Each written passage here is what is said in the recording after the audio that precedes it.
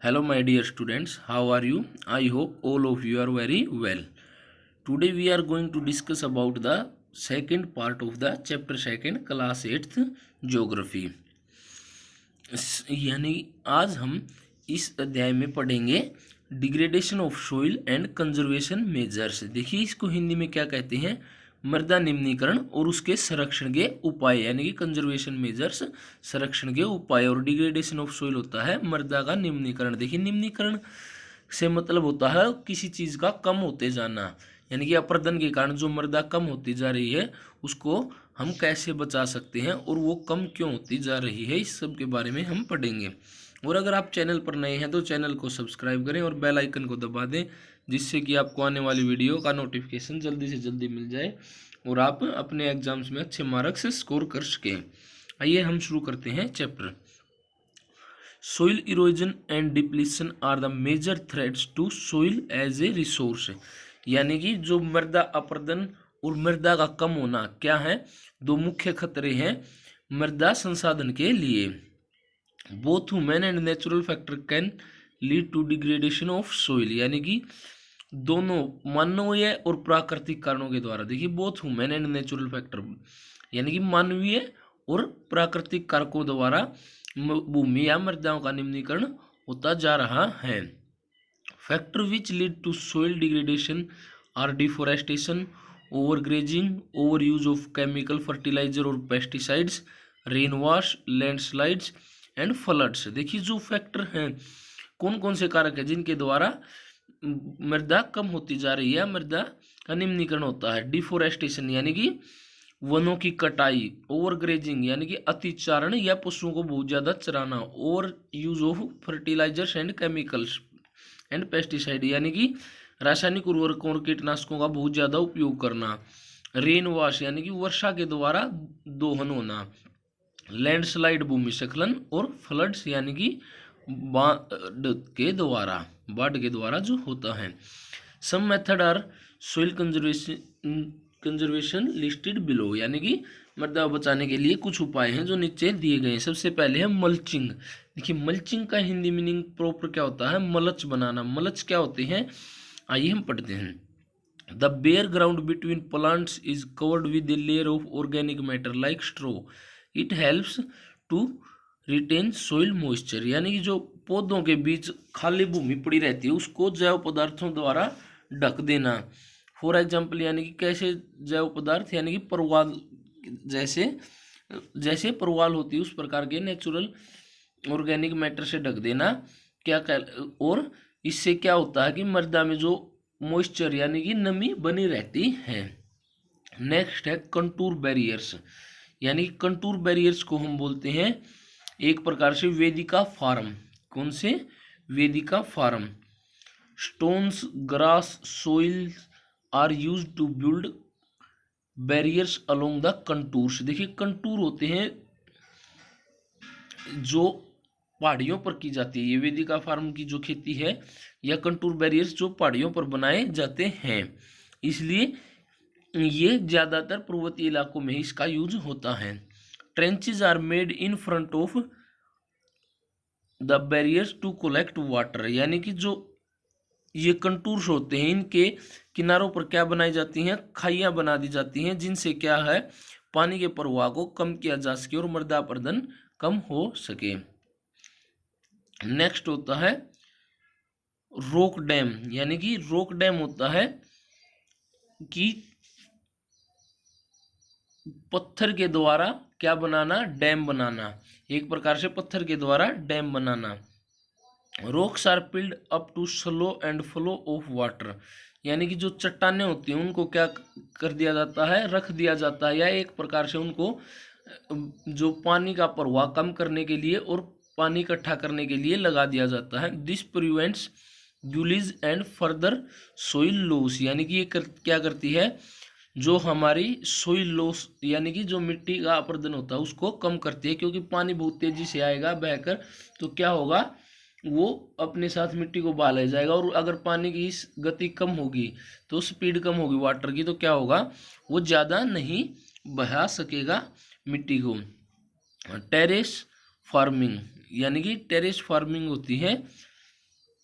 इसको terrace farming को भी हम क्या कहते हैं, एक प्रकार से वेदिका फार्म इनको कहते हैं, सॉरी। और जो कंटूर बैरियर्स मैंने आपको बताया था वो अलग चीज होती है, और जो टेरेस फार्मिंग है उसे कहते हैं हम वेदिका farm.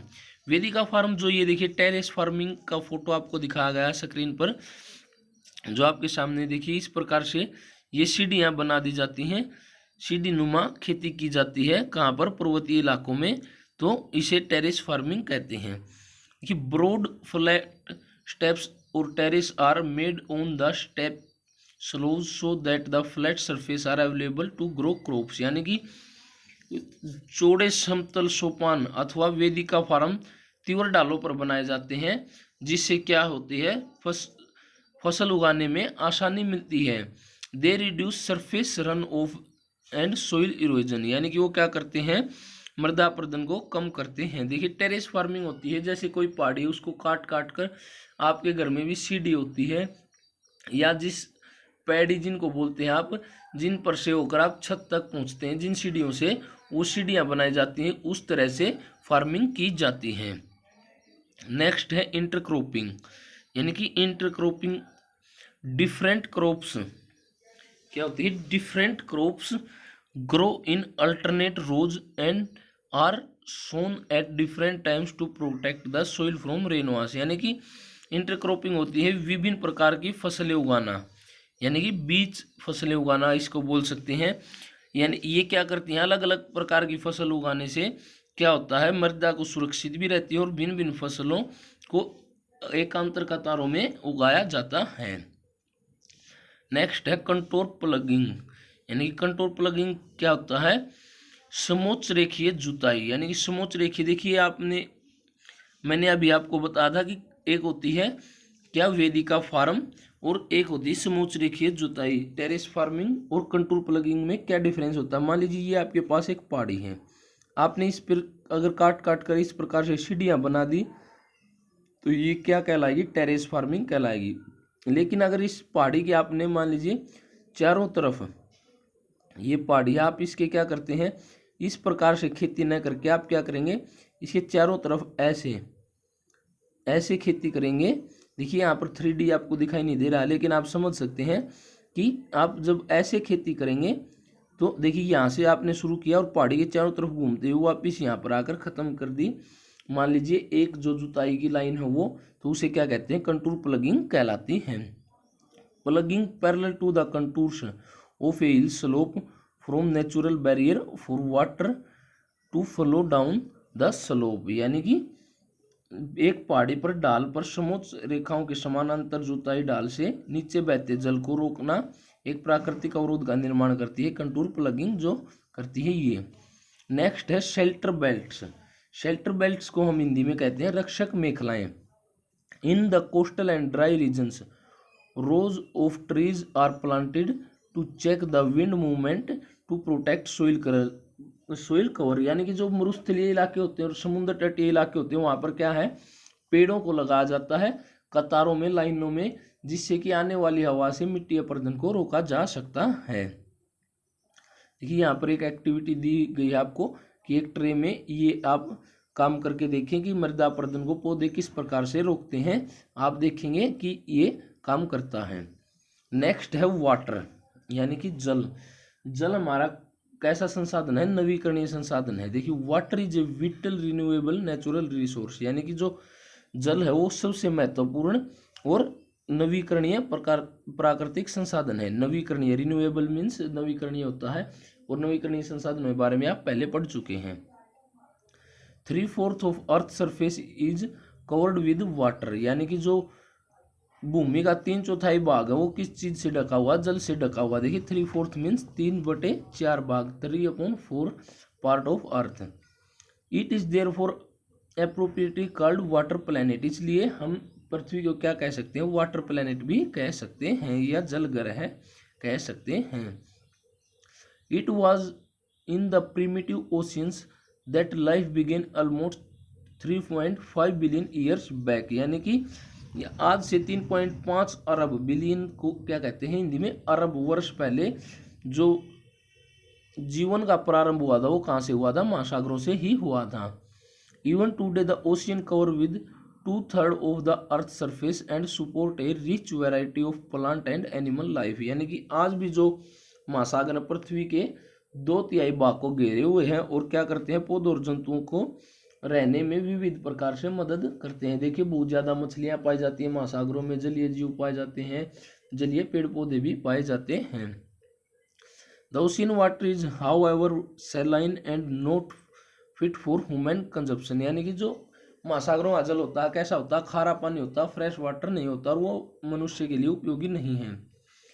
Fresh water accounts for only 2.7%, यानी कि जो साफ पानी है, फ्रेश वाटर है, वो कितना है, सिर्फ 2.7% भाग ही हमारे पास है।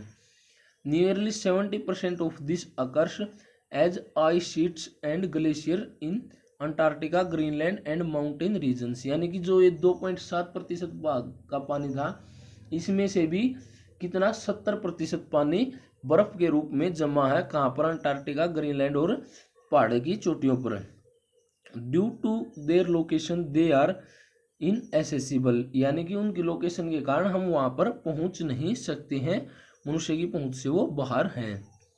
Only 1% of fresh water is available and fit for human use, यानी कि केवल 1% पानी ही ताज़ा पानी है जो मनुष्य की पहुँच में है और मनुष्य उसका यूज कर सकते हैं, हम मानव उसका यूज कर सकते हैं। It is found as ground water, as surface water in rivers and lakes, as water vapour in atmosphere, यानी कि ये कहाँ पर पाया जाता है, ग्राउंड वाटर यानी कि भूमिगत जल जो हम ट्यूबवेल या नलकूपों द्वारा निकालते हैं, सरफेस जो नदियों में पाया जाता है वो भी साफ पानी है, और जो कुछ झीलें होती हैं मीठे पानी की झीलें, वहाँ पर भी साफ पानी पाया जाता है। Next, fresh water is there for the most precious substance on the earth, इसलिए जो ताज़ा पानी है वो क्या है, सबसे महत्वपूर्ण सब्सटेंस है, पदार्थ है, धरती पर मूल्यवान है। Water can neither be added nor be subtracted from earth surface, यानी कि जो पानी है वो ना तो हम उसको ज्यादा घटा सकते हैं और ना बढ़ा सकते हैं, क्योंकि ये एक प्रकृति ने इसको संतुलन बनाए हुए है, बैलेंस बनाए हुए है। इस टोटल वॉल्यूम रिमेन्स कांस्टेंट, यानी कि इसकी टोटल वॉल्यूम है जो कांस्टेंट रहती है। It is abundance only seems to be very because it is in constant motion cycling through the oceans and the air, the land and back again through the process of evaporation, precipitation and run off, यानी कि जो इस line में क्या बताया गया है कि हम टोटल वॉल्यूम को घटा नहीं सकते, क्योंकि पानी का इवेपोरेशन यानी कि वाष्पीकरण हो जाता है और वापस वर्षा के रूप में वही पानी हमें मिल जाता है, फिर इवेपोरेशन होगा और फिर वर्षा के रूप में हमें मिल जाएगा, तो ये साइकिल चलता रहता है। This as you already know it referred to as a water cycle, यानी कि आप इसे जल चक्र के बारे में पहले ही जानते हैं, आपने जल चक्र पहले भी पढ़ा है। Human use huge amounts of water not only for drinking and washing but also in the process of production, यानी कि जो मनुष्य है बहुत ज़्यादा पानी का यूज कर रहा है, केवल पीने और धुलाई के लिए नहीं बल्कि फसलें उगाने के लिए भी इसका उपयोग करता है। Water for agriculture industries generating electricity through reservoirs of dams or other usage, यानी कि जो पानी के अन्य यूज हैं जैसे कृषि में, उद्योगों में, बांधों में और बिजली बनाने में भी इसका उपयोग करता है कौन, मनुष्य। अब हम पढ़ते हैं कि प्रॉब्लम ऑफ वाटर अवेलेबिलिटी, यानी कि जल उपलब्धता की क्या क्या समस्याएं हैं। सबसे जल हमें सभी देशों में या सभी लोगों की पहुंच तक बड़ा समान नहीं है। There is a scarcity of water in many regions of the world, देखिए जो विश्व है उसके बहुत से भागों में क्या है, जल की कमी पाई जाती है। क्यों, जैसे मरुस्थल है वहाँ पर बहुत ही कम जल होता है मरुस्थलों में, और जो ज़्यादा हिली एरिया वहाँ पर बहुत ज़्यादा बारिश होती रहती है।